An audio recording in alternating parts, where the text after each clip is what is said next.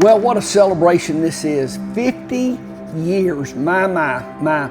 You know, just to even clear my own mind up, I went back through our records and made sure I had some dates and some information down. And so just some dates to make sure I have this exactly right. Our first church service in my mom's house was in September 1972. That's 50 years ago. And that's our anniversary. We were there in our house for a little while. Then we outgrew the house and moved over in one of our buildings on the ranch that we used for a summer camp. We were there for a few years, and then we moved down here on this piece of property where we are today. We moved on this piece of property. Our first building here was in 1979. Now, that was quite a deal. Our first building here, I look back over some of the records, and it cost $5 a square foot to build it. What's building now? $150 a foot, 200 a foot? At least. $5 a square foot, $45,000, and that was more money than we could even imagine. But that was our first building here. Then Christian Ministries Academy started the first class September 1981. That's 42 years ago. And then Leaders Academy, where we brought in these college-age interns to stay here and live on our campus. That started in September 1985. That's 37 years ago. Paul, you weren't here when this thing first started, right, but you came pretty soon after. We were in the infancy stage of this ministry, so you got a pretty good perspective. You're getting old, man. I know it. You've been here a long time. Long time. Paul, you came to Leaders Academy, and just talk a little bit about the facilities that were here when you came, and let's just kind of go back and relive a little bit of those days. Yeah. Well, you don't have to talk much because there wasn't really anything. Well, we here. had this one building that we're in. We did. This step down was not there. That was an addition later. It was just this center building, no kitchen, no side wing.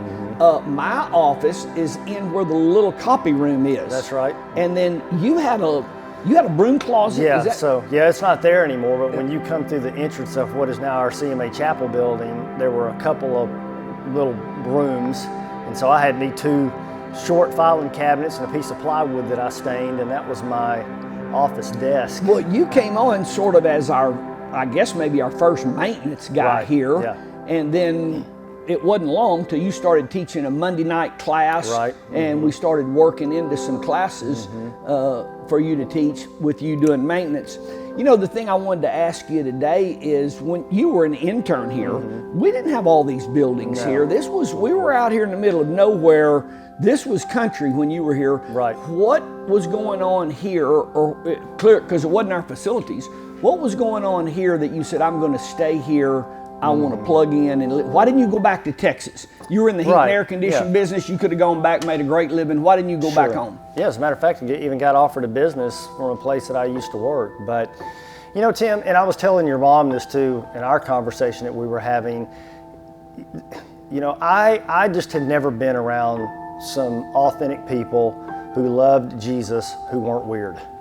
You know, I'd got taken to some meetings with my mom a couple of times, and they were weird. Yep. And then on the other side of the coin, it was my father, who was an oilman and a cattleman, but he wasn't spiritual at all. He was tough, but he wasn't spiritual. You know, and I think coming here and connecting with you, especially, you're on a ranch, raising cattle, you know, but at the same time, you're a man who loved the Lord, had deep convictions, was led by the Holy Spirit, and it was, y'all's focus has always been, and still is today, was just about people, you know, investing into people. And it was here that my life was so changed, and that's what caused me to stay in this place. Not to mention the fact that I was really being mentored heavily by you. You know, you took time to invest into me in those early years. You know, you and I motorcycle rode together and quail hunted together and did family vacations together. And, you know, and I didn't necessarily realize it at the time that you were mentoring me, but I look back now and I can see the importance of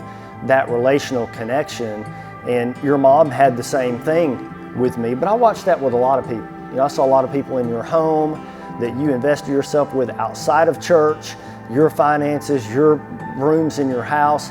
And man, I just really got a vision that I saw people's lives being really changed, and I wanted to be a part of that because I was one of those people who experienced that change. Well, what always, I guess, stuck out to me in Christianity, because I was like you, I saw so many weirdos. I mean, it just that spirituality was not practical for them. And for me, I wanted to see Christians stay married, pay their bills, raise their children, work in the community, and be a godly influence in life. And that's what really stuck out to me is what Christianity was missing. Yes. And that became the call that was on my life. That's right, that's right. And I remember in those early years when I know you started Applied Life when you were 28. Yep. And so 3 years later, in 1988, is when I came. So, you know, you were in your very early 20s. I was in my your early 30s. I was in my early 20s.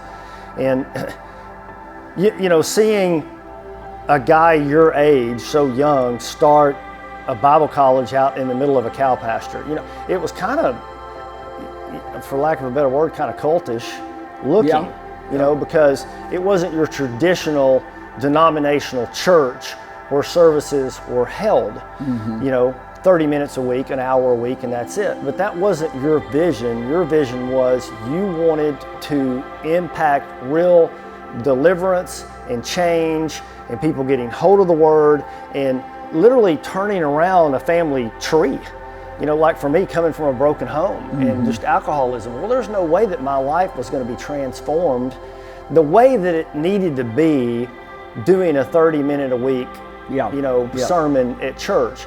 And so for you to have Applied Life like you did, and of course, you know, when CMA started, that once again, that to be able to really affect students' lives, you know, we're teaching English, we're teaching math, we're teaching science, but at the same time, we're imparting a biblical worldview into the hearts of young men and young women. And so that was the whole thing that changed me. So, and obviously, you know, the facilities, they're not necessarily that great now.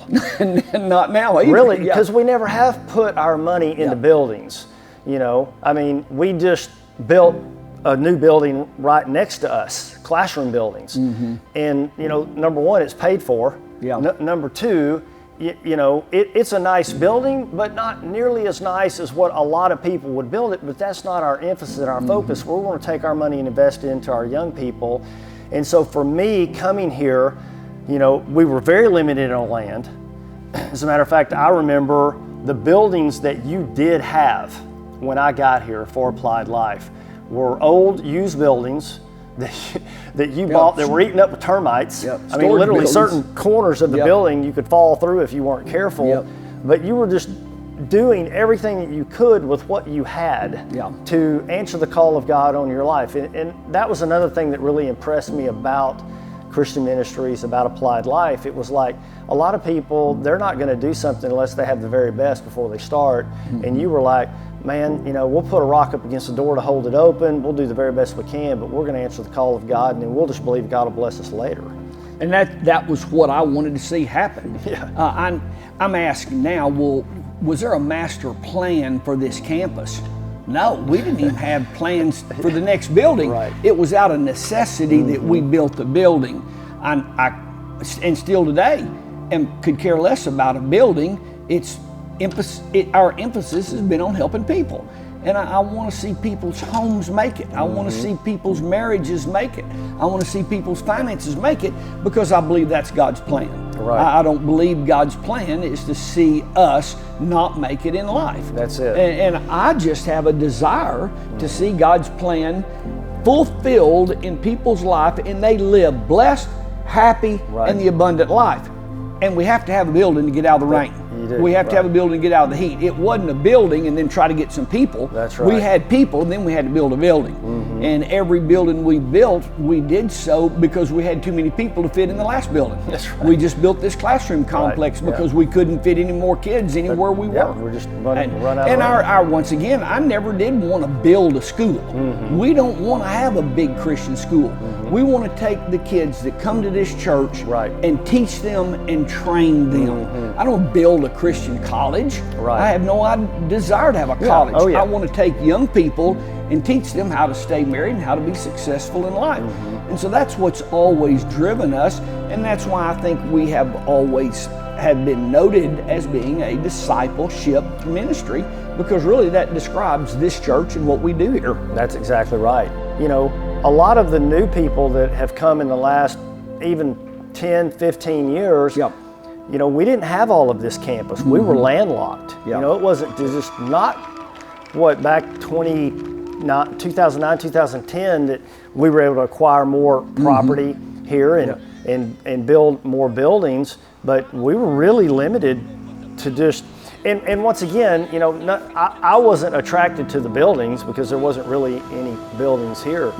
But I remember this, and I'm sure you remember this, but when I came here, you and Terry and your two girls, who were very young at that time, y'all lived in a mobile home, and we would have all the interns come up and pack that thing out, barely enough room to get anybody in there.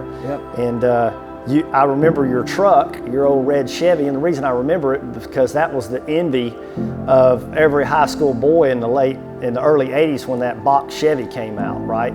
Well, yours wasn't an envy. Yours was smoking and burning oil. Well, I was proud of it though. You were. I mean, but I remember putting oil in your truck. You burned about as much oil as gas, and I remember getting in it with you 2 or 3 times when we'd have to go up to the top of the mountain where the village was, which there wasn't hardly anything up there at all. Nothing there. But your truck would barely make it up the hill because you just didn't have enough compression. There was a lot of hills I couldn't pull. I'd have to back down and go around the block to get around that hill because it wouldn't pull it. I'd have to ask you, hey, have you checked your oil lately? And I'd go out there and check it for you. There wouldn't be hardly any on the stick. It was always low. Yeah, so you always had oil in the back of your truck, and I'd pour some in it for you. But you know, I think that's important for people to hear, because that's the heart of Christian ministries. It's not we're going to have a lot of nice stuff to start with. No, we're just going to start with what we have and where we're at, and very little money. So this is not a building program we're in. No. Our numbers in church, I've never counted. I don't know how many come to church. I don't know how many was here last Sunday. I don't know how many will be here next Sunday, because numbers are not what we're into. I want to minister to those people that come here on a Sunday morning and teach them how to overcome the obstacles that the devil brings in their life.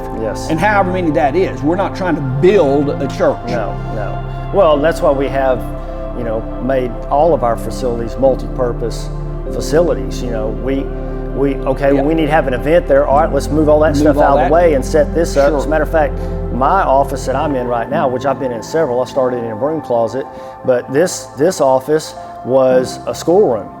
And before that, it was a house. We had a lady that lived, the church secretary, lived in that room. That's it. And that was her apartment. So it's just, here's a hole, here's a corner, let's meet right there. When I'll never forget my wedding in 1992, and you and Terry officiated here in this building. We had concrete floors. It was all metal open beams, no drop-in ceiling. It was pigtail lights. Just a light bulb that hung down on the wire. We had some really beautiful yellow and orange chairs. Multicolored. Man, they look good. Multicolored chairs. They made my wedding look really good. Yeah, we had a big purple curtain back there on the back wall. Just, you know, we just did. It's what we had. That's what we had. It's what we had, and that's what we did with. But our focus has been a discipleship ministry. That's it. And that's what we want to do. That's what we're all about. We're not about numbers. We're not about money. We're about seeing people overcome the attacks of the devil in their life, and seeing people live the blessed, abundant life that God has for them. That's what we want to do here. That's it. And I'm thrilled to be celebrating 50 years of doing this. Woo! 50 years. 50 years of doing this. That's a long time. That's a long time. And God has been faithful. God's been faithful.